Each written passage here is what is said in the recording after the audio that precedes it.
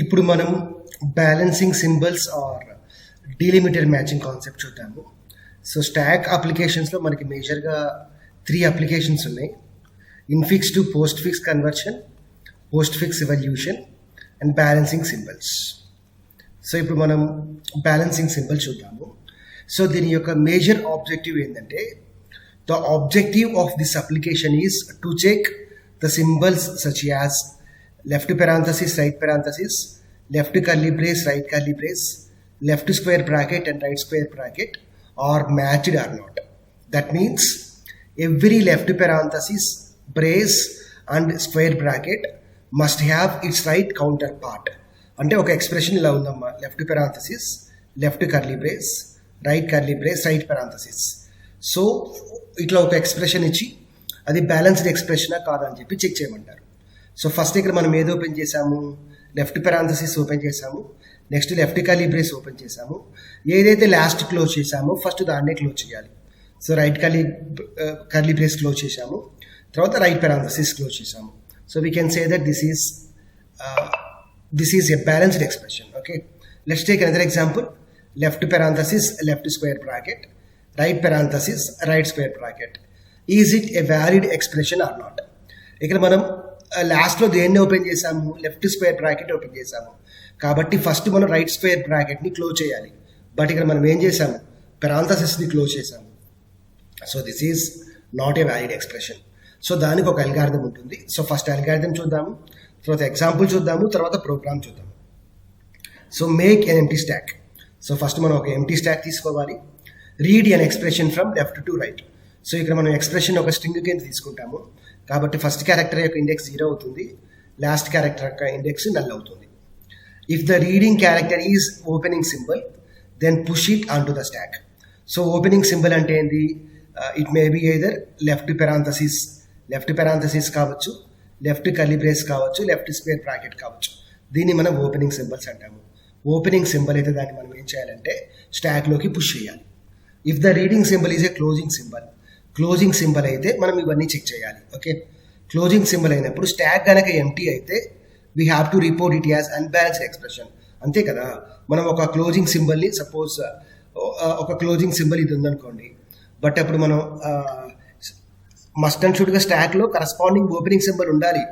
Opening symbol ఉంది లేదు అంటే దాని అర్థమైంది అన్బ్యాలెన్స్డ్ ఎక్స్ప్రెషన్ అని. Okay, if the reading symbol is a closing symbol and if the stack is not empty then pop the stack. So reading symbol closing symbol, but if the stack is not empty then pop the stack. So స్టాక్ని pop చేసినప్పుడు so మనం next check చేయాలి. If the symbol popped is not the corresponding opening symbol then report it as unbalanced expression. అంటే suppose right parenthesis మనం read చేసాము అనుకోండి, కంపల్సరీగా pop చేసినప్పుడు ఏం రావాలి, లెఫ్ట్ parenthesis రావాలి. అలా రాలేదు అంటే దాని అర్థం ఏంటంటే it is unbalanced expression.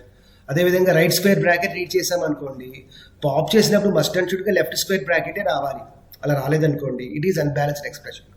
After processing the entire expression, if the stack is not empty then report it as unbalanced expression. If the stack is empty then report it as balanced expression. So very very simple అమ్మ. స్టాక్ని మనం read చేయాలి. స్టాక్లో కనుక opening symbol ఉంది అంటే మనం ఏం చేయాలి అంటే స్టాక్లోకి పుష్ చేయాలి. అలా కాకుండా మనం ఒక క్లోజింగ్ సింబల్ని రీడ్ చేసాము అనుకోండి, అప్పుడు మనం స్టాక్ ఎంటీ కాదో చెక్ చేయాలి. స్టాక్ కనుక ఎంటీ అనుకోండి we can say that it is unbalanced expression. అలా కాకుండా స్టాక్ నాట్ ఎంటీ అనుకోండి, అప్పుడు మనం పాప్ చేయాలి. పాప్ చేసినప్పుడు కరస్పాండింగ్ ఓపెనింగ్ సింబల్ కనుక వస్తే ప్రాబ్లం లేదు. పాప్ చేసినప్పుడు కరస్పాండింగ్ ఓపెనింగ్ సింబల్ రాలేదు అనుకోండి, then we can say that it is unbalanced expression. So మనం ఎంటైర్ ఎక్స్ప్రెషన్ని ప్రాసెస్ చేసిన తర్వాత స్టాక్ అనేది ఎంటీగా ఉంది అనుకోండి, then we can say that it is balanced expression, otherwise it is unbalanced expression. Let us see an example for this. So first here we have left parenthesis, left square bracket, left square bracket, next left curly brace, right curly brace, right square bracket, left parenthesis. Okay, so we have to check whether it is balanced or unbalanced. So by seeing మనం దీన్ని చూసి మనం చెప్పొచ్చు ఏమని, ఇది balanced expression అని. Because left curly brace లాస్ట్లో close చేసాము, లాస్ట్లో ఓపెన్ చేసాము, ఫస్ట్ దీన్ని క్లోజ్ చేసాము, తర్వాత లెఫ్ట్ స్క్వేర్ బ్రాకెట్ ఓపెన్ చేసాము, రైట్ స్క్వేర్ బ్రాకెట్ క్లోజ్ చేసాము, లెఫ్ట్ parenthesis ఓపెన్ చేసాము, రైట్ parenthesis ఓపెన్ చేసాము. So this is unbalanced one only, there is no problem. So ఒకసారి చూద్దాము. So first left parenthesis read చేసాము. Left parenthesis అంటే opening symbol, కాబట్టి స్టాక్లోకి పుష్ చేయాలి. తర్వాత లెఫ్ట్ స్క్వేర్ బ్రాకెట్ రీడ్ చేసాము. Left square bracket opening symbol కాబట్టి స్టాక్లోకి పుష్ చేయాలి. Next left curly brace read చేసాము. లెఫ్ట్ కర్లీ బ్రేస్ అనేది ఓపెనింగ్ సింబల్ కాబట్టి స్టాక్లోకి పుష్ చేయాలి. నెక్స్ట్ ఏం రీడ్ చేసాము, right parenthesis. Right parenthesis read చేసినప్పుడు ఏం చేయాలి, స్టాక్ ఇక్కడ ఎంటీయో కాదో చెక్ చేయాలి. స్టాక్ ఎంటీ అయితే అన్బ్యాలెన్స్డ్, బట్ ఇక్కడ స్టాక్ ఎంటీ కాదు కాబట్టి కరస్పాండింగ్ స్టాక్ని పాప్ చేయాలి. పాప్ చేసినప్పుడు ఏమొచ్చింది, లెఫ్ట్ కర్లీ బ్రేస్ వచ్చింది. అంటే రైట్ పెరాంథసిస్ రీడ్ చేసినప్పుడు పాప్ చేసినప్పుడు లెఫ్ట్ కర్లీ బ్రేస్ వచ్చింది. అంటే రైట్ కర్లీ బ్రేస్కి కరస్పాండింగ్ ఓపెనింగ్ సింబల్ ఏంది, లెఫ్ట్ కర్లీ బ్రేసే కాబట్టి ఎటువంటి ప్రాబ్లం లేదు. తర్వాత మనకి రైట్ స్క్వేర్ బ్రాకెట్ ఉంది. రైట్ స్క్వేర్ బ్రాకెట్ రీడ్ చేసినప్పుడు ఫస్ట్ స్టాక్ ఎంటీయో కాదో చెక్ చేయాలి. స్టాక్ ఎంటీ కాదు బట్ పాప్ చేయాలి. పాప్ చేసినప్పుడు ఏమొచ్చింది, రైట్ స్క్వేర్ బ్రాకెట్కి corresponding opening symbol left square బ్రాకెటే, సో కరెక్ట్గానే వచ్చింది, so no problem. Next right parenthesis read చేసాము, పాప్ చేసినప్పుడు లెఫ్ట్ పెరాన్సిస్ వచ్చింది. So we can say that this is balanced expression. Okay, various coming to this example, this is not a balanced expression. Okay, why because మనం left square left curly బ్రేస్ని లాస్ట్లో open చేసాము. So first దాన్ని close చేయాలి, మనం దాన్ని close చేయాలి. So సింపుల్గా లెఫ్ట్ స్క్వేర్ బ్రాకెట్ని పుష్ చేసాము, లెఫ్ట్ కర్లీ బ్రేస్ని పుష్ చేసాము. తర్వాత రైట్ స్క్వేర్ బ్రాకెట్ రీడ్ చేశాను. రీడ్ చేసినప్పుడు పాప్ చేసినప్పుడు ఏమొచ్చింది, లెఫ్ట్ కర్లీ బ్రేస్ వచ్చింది. సో రైట్ స్క్వేర్ బ్రాకెట్కి ఇది కరస్పాండింగ్ ఓపెనింగ్ సింబల్ కాదు. So we can say that this is not balanced expression, this is unbalanced expression. Okay, so ఆ విధంగా చాలా సింపుల్గా చెప్పొచ్చు. ఇప్పుడు మనం ప్రోగ్రామ్ చూద్దాము. So first stdio.h because printf scanf use చేస్తున్నాము. Next carnivore.h because CLR get CH use చేస్తున్నాము. Next ctype.h. ఇక్కడ ctype.h అవసరం అంటారా, ఇక్కడ ctype.h అవసరం ఏమి లేదమ్మా. వై బికాజ్ ఇక్కడ మన ctype.h కరస్పాండింగ్ ఫంక్షన్స్ ఏమి ఇచ్చో ఇట్లా ctype.h అంటే is digit, is alpha, is num ఆ ఫంక్షన్స్ ఉంటాయి. In this program we are not using those functions, so there is no need of ctype.h. Next push function, push function యొక్క return type void, అదొక క్యారెక్టర్ని accept చేస్తుంది. Next pop ఫంక్షన్కి ఎటువంటి return type క్యారు argument ఏమి యాక్సెప్ట్ చేయట్లా. స్టాక్ అనేది క్యారెక్టర్ కింద తీసుకోవాలి, స్ట్రింగ్ అన్నది. ఎందుకని, బికాజ్ ఇక్కడ సింబల్స్ కూడా ఉంటాయి. సింబల్స్ అంటే మస్ట్ అండ్ షుడ్గా స్ట్రింగ్. సో ఇనిషియల్గా టాప్ వాల్యూ -1 అంటే స్టాక్ అనేది ఇనిషియల్గా ఎంటీగా ఉంది. సో క్యార్ ఎక్స్ప్రెషన్ ఆఫ్ 20 ఎక్స్ప్రెషన్ కూడా మనం ఇక్కడ ఏం చేస్తాము, ఎక్స్ప్రెషన్ ఏం చేసాము మనం ఇక్కడ క్యారెక్టర్ కింద తీసుకున్నాము. ఎక్స్ప్రెషన్లో కనుక ఓపెనింగ్ సింబల్ ఉంటే దాన్ని మనం స్టాక్లోకి పుష్ చేయాలి. ఓకే, ఓపెనింగ్ సింబల్స్ ఉంటే స్టాక్లోకి పుష్ చేయాలి. నెక్స్ట్ స్టోర్ చేయడం కోసం CH పెట్టాము. ఒక ఎక్స్ప్రెషన్ రీడ్ చేశాను, gets of EXPR for I is equal to 0, EXPR of I not equal to null. Suppose left parenthesis, left square bracket, తర్వాత right square bracket, left parenthesis తర్వాత left curly brace తీసుకోండి. Left parenthesis, left curly brace, తర్వాత right curly brace, right parenthesis. ఈ విధంగా ఒక expression ఉందనుకోండి. So 0, 1, 2, 3, so 4లో null ఉంటుంది. ఒకసారి చెక్ చేద్దాము. So for I is equal to 0, EXPR of 0 not equal to null. Yes, left parenthesis is not equal to null. CH is equal to EXPR. CH లోకి left parenthesis వచ్చింది. Left parenthesis double equal to left parenthesis. Condition true. ఈ రెండు ఫాల్సే, but logical are use చేశాం కాబట్టి ఒక true అయినా సరే true అయిపోతుంది. Push of CH, push function అంటే ఏంది, పుష్ ఫంక్షన్ యొక్క లాజిక్ ఇది. Top plus plus stock of top is equal to X. ఇనిషియల్గా టాప్ ఎక్కడ ఉంది, -1 దగ్గర ఉంది. ఇనిషియల్గా టాప్ -1 దగ్గర ఉంది. సో ఇప్పుడు టాప్ 0 దగ్గరకు వస్తుంది. Stock of 0 is equal to X అంటే ఏంది, లెఫ్ట్ పెరాన్సిస్ అనేది పుష్ అయిపోతుంది. ఇఫ్ ఎగ్జిక్యూట్ అయింది కాబట్టి ఇంకా రిమైనింగ్ ఇంకేం ఎగ్జిక్యూట్ అవ్వదు. Okay, next I plus plus, I will become 1. A of 1 not equal to null, left curly brace is not equal to null, condition is true. ఇప్పుడు CH లోకి left curly brace వస్తుంది. Left curly brace double equal to left curly brace, ఈ condition true అయింది, ఈ రెండు falls అయింది. Logical ఆర్లో ఒక true అయినా సరే మొత్తం ట్రూ అయిపోతుంది. పుష్ ఆఫ్ CH అంటే పుష్ ఫంక్షన్కి వెళ్తాము. టాప్ ప్లస్ ప్లస్ 1 అవుతుంది. Stack of top is equal to X. Okay, so stack of 1లోకి ఇప్పుడు లెఫ్ట్ కర్లీ బ్రేస్ వస్తుంది. తర్వాత రీడ్ చేసాము, రైట్ కర్లీ బ్రేస్ వచ్చింది. Right curly brace double equal to left parenthesis, double equal to left curly brace, double equal to left square bracket. 3 conditions false అయినాయి కాబట్టి ఈ కండిషన్కి వస్తుంది. ఇక మనకి టోటలీ 3 కండిషన్స్ ఉన్నాయి. రైట్ పెరాంథసిస్ రీడ్ చేస్తే ఏం చేయాలి, తర్వాత రైట్ కర్లీ బ్రేస్ రీడ్ చేస్తే ఏం చేయాలి, తర్వాత రైట్ స్క్వేర్ బ్రాకెట్ రీడ్ చేస్తే ఏం చేయాలి.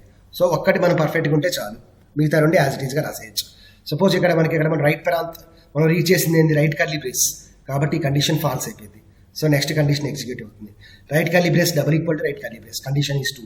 సో ఫస్ట్ మనం ఏం చేయాలి, స్టాక్ ఎంటీయో కాదో చెక్ చేయాలి. If top double is equal to -1 it is unbalanced expression, but top is 1 so we can say that stock is not empty. ఇప్పుడు చూడండి, else if CH is equal to pop, C H is equal to pop అనగానే pop ఫంక్షన్కి వెళ్తుంది.